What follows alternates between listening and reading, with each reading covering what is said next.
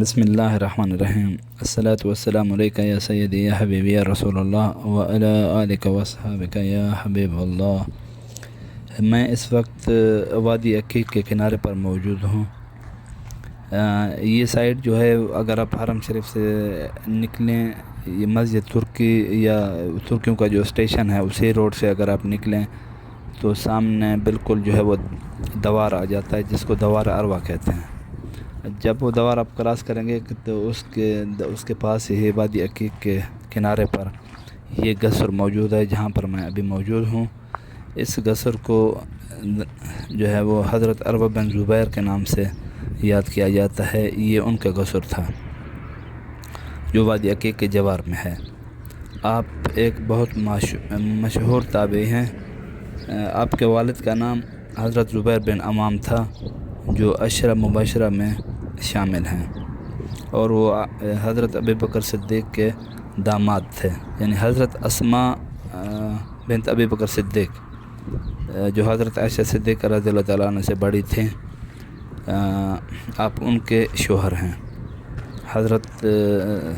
زبیر بن عوام، اور حضرت اروا جو ہیں یہ حضرت زبیر کے بیٹے ہو جاتے ہیں اور حضرت عائشہ صدیقہ کے بھانجے ہو گئے، کیونکہ حضرت عائشہ صدیقہ جو ہیں وہ حضرت اسماء رضی اللہ تعالیٰ عنہ کی چھوٹی بہن ہیں۔ آپ نے یعنی حضرت اروا بن زبیر، جن کے نام سے یہ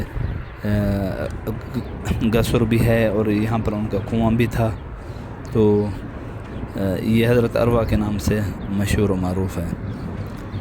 آپ رضی اللہ تعالیٰ عنہ جو ہیں، انہوں نے ماشاءاللہ کافی سارے صحابہ کرام ایسے ہیں جن سے آپ نے جو ہے وہ علم حاصل کیا، جن میں سے سب سے سر فہرست جو ہیں وہ حضرت علی رضی اللہ تعالیٰ عنہ، حضرت سعید بن زید، حضرت زید بن ثابت جو کاتب وحی تھے، اور حضرت ابو ہریرہ اور حضرت ابو ایوب انصاری اور حضرت عبداللہ بن عباس،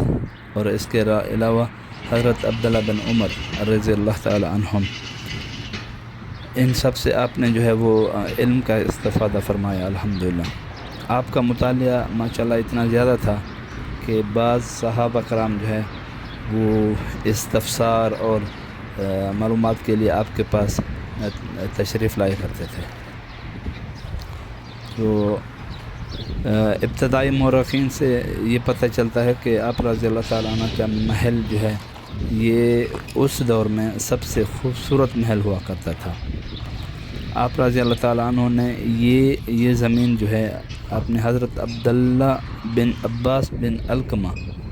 ان سے یہ زمین خریدی تھی، اور بعد میں آپ نے جو ہے وہاں پر اپنا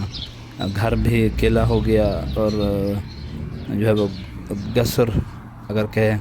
اور آپ نے وہاں پر ایک کنواں بنوایا تھا، وہ ابھی تک بھی تھا، مثلاً ابھی ہے لیکن اس میں پانی نہیں ہے۔ تو یہی جو ہے وہ روایت میں ہے کہ ایک دفعہ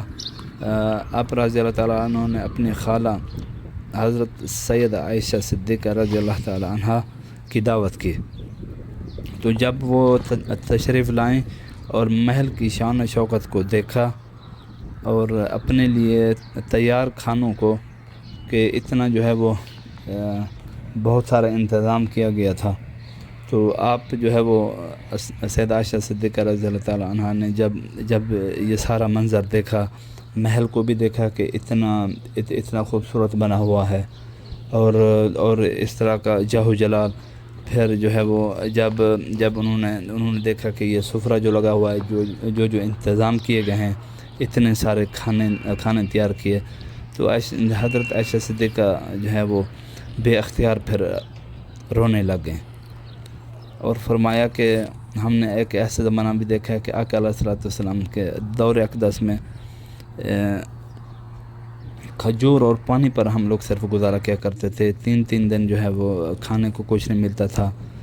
چولہا نہیں جلتا تھا۔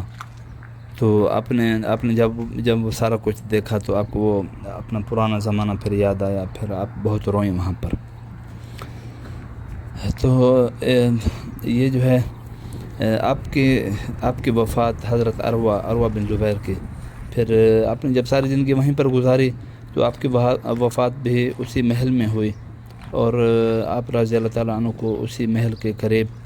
قریبی قبرستان میں دفن کیا گیا تھا۔ تو یہ ہے اسٹوری اس قصر کی۔ ابھی اس کو جو ہے وہ رینوویٹ کیا گیا ہے الحمدللہ۔ آپ یہ دیکھ سکتے ہیں کہ ماشاءاللہ وہ سارے کمرے وغیرہ سارا کچھ، پہلے ہم لوگ اندر جا سکتے تھے، دروازہ تو ہے خیر، لیکن ابھی جو ہے یہ دروازہ بند کیا ہوا ہے انہوں نے، تو اسی لیے جو ہے وہ باہر ساری جالی بھی لگی ہوئی ہے، اندر بندہ داخل نہیں ہو سکتا۔ لیکن اگر آپ اندر جائیں دیکھیں تو بڑے بڑے کمرے جو ہے وہ ان کی گہرائی دیکھیں آپ، اتنے بڑے بڑے پتھر پڑے ہیں، تو ایک محسوس ہوتا ہے کہ ایک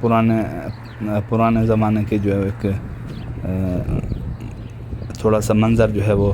نظر آ جاتا ہے جب بندہ دیکھے۔ باقی تو انہوں نے جو ہے وہ ٹوٹلی ابھی نیا سارا بنایا ہے، نیا اس کو بنا کے پھر جو ہے وہ باہر سے ساری جالی ابھی لگا دی ہے تاکہ کوئی اندر ہر کوئی ایسے نہ جا سکے۔ تو یہ تھا حضرت عروہ بن زبیر کا قصر اور اس کے بارے میں معلومات۔ تو پھر انشاءاللہ ملاقات ہوتی ہے نیکسٹ ویڈیو میں۔